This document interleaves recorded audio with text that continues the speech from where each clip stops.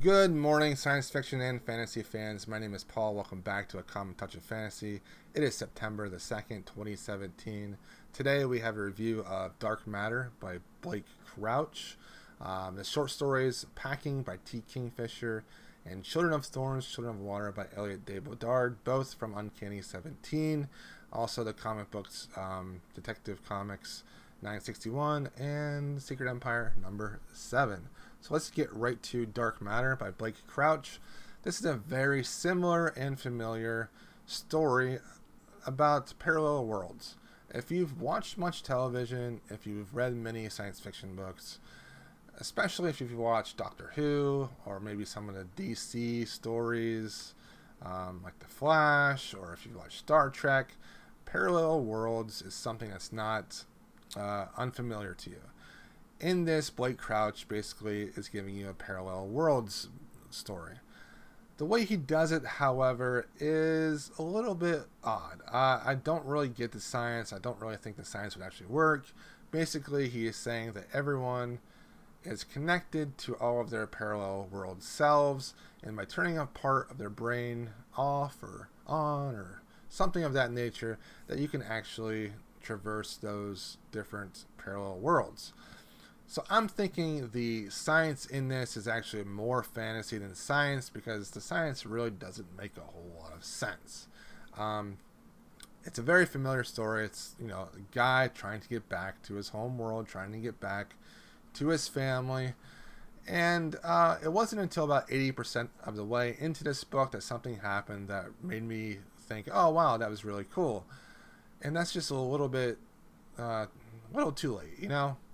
And so it was an okay read. I gave it a 2 out of 5. It's not something I would really recommend unless you haven't read much Star Trek or science fiction things, or you haven't watched much science fiction. Then maybe this would be something that's kind of new to you. But overall, it was just a kind of story. Okay, the short stories today we have Packing by T. Kingfisher and Children of Thorns, Children of Water by Aliette De Bodard. Packing by T. Kingfisher is this Noah's Ark-like story where they're gathering animals in order to take them to somewhere else to populate that area. It's written more poetic than story-based. It's written more in a very unconcrete way than an actual storyline. I didn't really care for that. I'm not much one of poetry, and I thought that this kind of bordered on poetry a few times. I just wasn't feeling it. Children of Thorns, Children of Water by Aliette De Bodard is a novelette that is connected to her novels like The Binding of the Thorns and The House of Shattered Wings, I believe. And I've thought about reading those, but Aliette De Bodard and I don't really have the best track record when it comes to short stories. I really can't connect to her writing very well, and I'm not really sure why that is. And I had the same issue with this short story.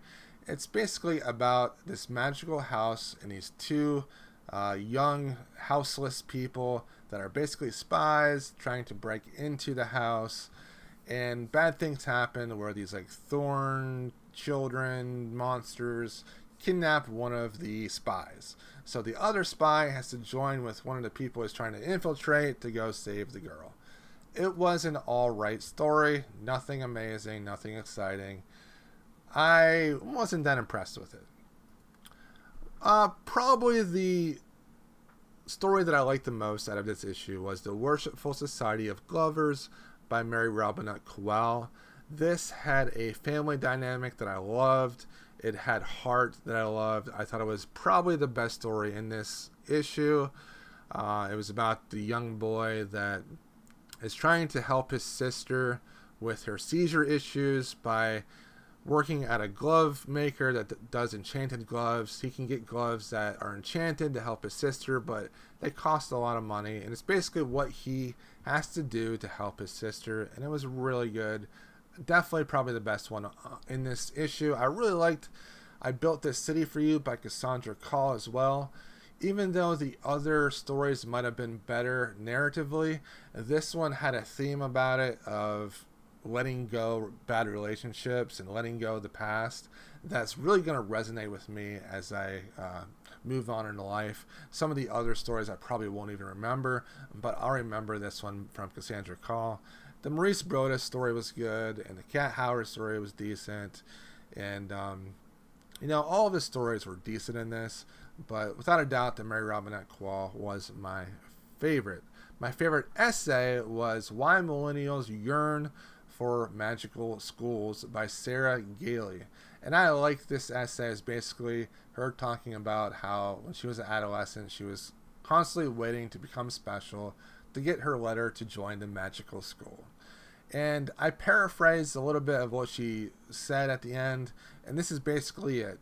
Things don't change in a heartbeat. We were told that a letter was on the way. We'll just have to write that letter for ourselves. We must become the change that we want to see. That's basically a paraphrase of what she says at the end. It was a great essay. I definitely recommend it. That's from Sarah Gailey, and it was good. Overall, I thought this issue of Uncanny was decent. I would give it between a 3 and a 4-star rating overall, and I thought it was good. Let's move on here. On Monday, we're going to be reading some Lightspeed stories. The first 5 stories from Lightspeed 88, the September 2017 issue. I'm reading more because I have a day in between. And so on Monday, we'll be covering these 5 stories on the screen right now. One from Marissa Lingen, Timothy Muddy, Genevieve Valentine, Giovanni De Diego, and Jamie Go. So I'm looking forward to reading Lightspeed, as this will be the first issue of Lightspeed I've ever read. Comic books, Detective Comics 961. This is the continuation of the Intelligence arc, and it all has to do with Azazel and the Saint Dumas cult.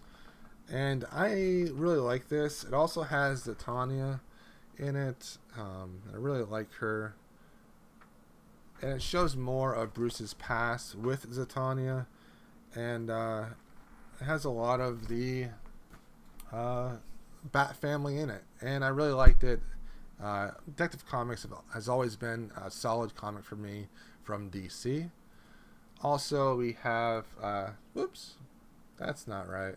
Secret Empire number 7, written by Nick Spencer, and art by the people on the screen. Andrea Sorrentino does the art in this, and it's very interesting and very different, but it really grows on you as you're reading this. And I thought this was probably one of the better issues of the Secret Empire, and it was a lot of fun. I'm liking this event. I'm glad that I've really dove into this event.